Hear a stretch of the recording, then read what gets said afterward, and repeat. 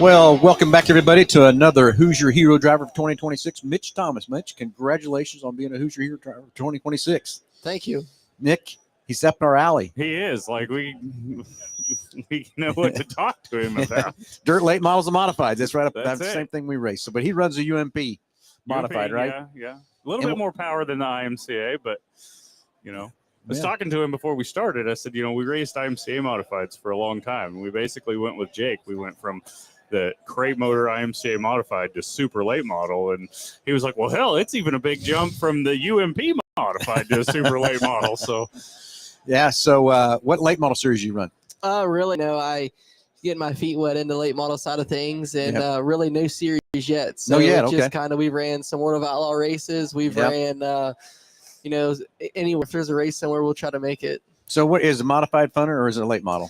The modified is more fun just because we can go and compete very consistently, and the late model is so hard. I mean, you can miss it by just one adjustment, and you ain't even gonna make the race. We're learning that, aren't we, Phil? Yes, we are. We're learning that very well. That, so, but anyway, so again, congratulations for the Hoosier Hero Driver. And so, what got you into racing?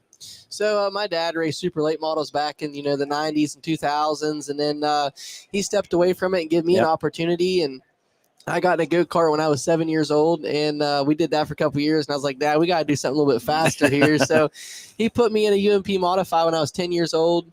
10? And, 10. And I was... Hold on, did I hear that right? 10? Yeah, 10 years old. Was that legal? Like just a hot lap? Or like... No, we raced. I hot lapped one thing. It was one evening.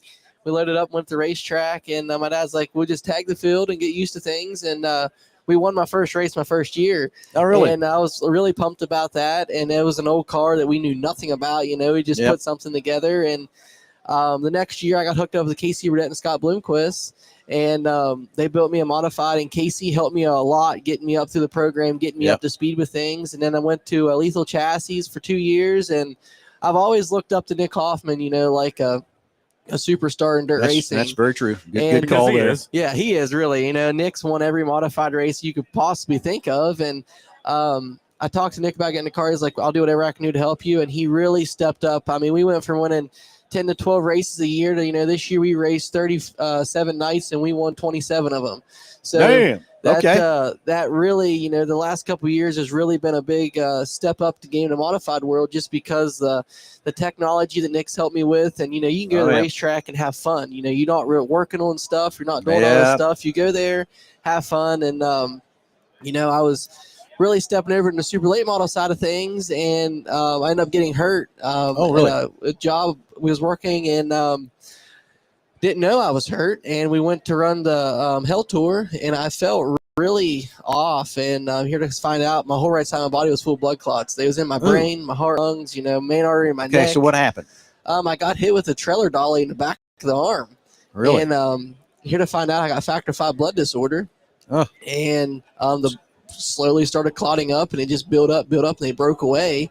And it was, all lost. So we got all that taken care of. I couldn't race. All healthy now? And all healthy now, yeah. All right, so good. That's all that matters. That's all that matters. And, so I had to take 7 months off for that. So I came back really strong again in the modified, and now I'm really focusing over onto the late side of things, because that's, I believe that's where I need to be. And we have a lot in common, too, because he's a rocket cornet. So is that right? Yes, exactly. All right, well, it's very cool. So which rocket do you have? Well, I always ran this XR1s, and we're, obviously since the 2 stuff's out now, we're getting into that. And Jason Kitzmiller, if it wasn't for him, I would never have that opportunity to have, the cornet and all that fancy stuff, as I would say. That's like, top line quality stuff, and it takes a lot to be able to have that. And Jason and his family is really, took aside, and I really appreciate for what they did for me. Yeah. So what's plans for 2026? So I'm going to go to Speed Weeks, all in the modified stuff. We're going to run the Speed Weeks. It's like a 3-week deal or whatever it is down there. And when I come out of that, I'm going to probably get in a super late model, and we're going to still run the modified stuff. I just can't get away from it. I just can't leave it go. Well, we kind of had to force the issue a little bit, Phil, with our driver. Yeah, we did. We actually, it got us enough as we parked it. Well, we tried running both cars, and it's Nick and I, and it's just a lot of work to run 2 cars at the same time and everything. But we got Jake convinced that let's go concentrate on this. And then he's taking the mod to man cave to put it away, and then I just made a simple little text and said we should sell the modified. And Jake wrote back and said, someone needs to enjoy it. Let's go sell it and go let somebody race with it. So we did. We sold a modified. So we can't go back to the modified. We could, but we're not going to. That's probably a smart thing to do. There was one night that I actually got to take both cars to the racetrack, and it was a lot of work. Oh, yeah. And I swept the field in both classes. We one fast time, one heat race, and one defeat. Good for you. That was probably the most hype night I've ever had, but I'd never want to do that again because that was, you talk about aggravation. We tried it twice, both cars, same nights, and after the second night, we said, no, we're done. Yeah, I don't blame you there. So, well, cool. So you got a great career ahead of you. What's after dirt late models? I don't know. I know. I just want to get to the. You can do a lot of racing with the dirt late models. You can. I mean, it's getting to the point now. The dirt racing just going out of hand. Really, I mean, you can race all year round now. There's not a break. The technology is nonstop.